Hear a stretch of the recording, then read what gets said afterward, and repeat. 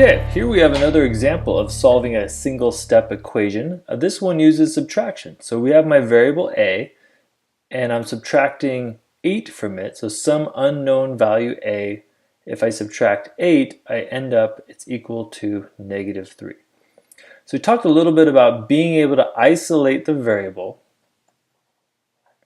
because that's what we're trying to find. Isolate the value a.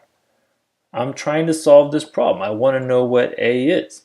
So I need to get rid of everything else, reduce the complication around a, and find out, well, what does a equal? So I'm going to draw my line down, because that helps me do things to both sides. Remember my equality here. And I want to figure out, how do I isolate a? How do I get a by itself to find out what a should equal?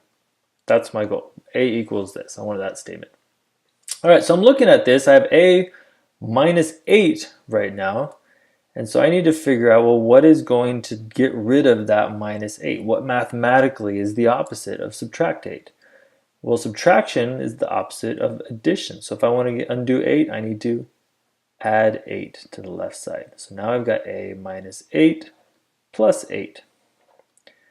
And if I add it to the left side of the equation, I have to keep things equal, so I have to add it to the right side as well. Otherwise, I don't have the same equation.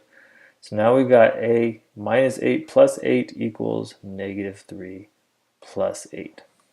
Okay, I've done the same thing to both sides, kept my equation balanced, and the benefit of this is now subtract 8 plus 8, all this turns into 0. So now we get a plus 0 equals -3 plus 8 is positive 5.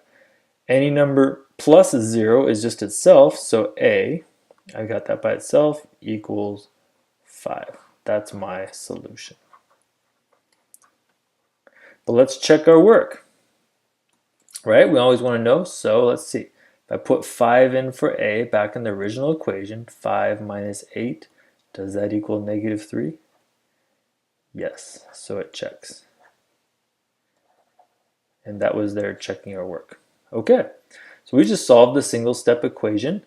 Some value minus 8 equals -3, and we used our algebraic problem solving steps to find out that the solution is a has to be 5.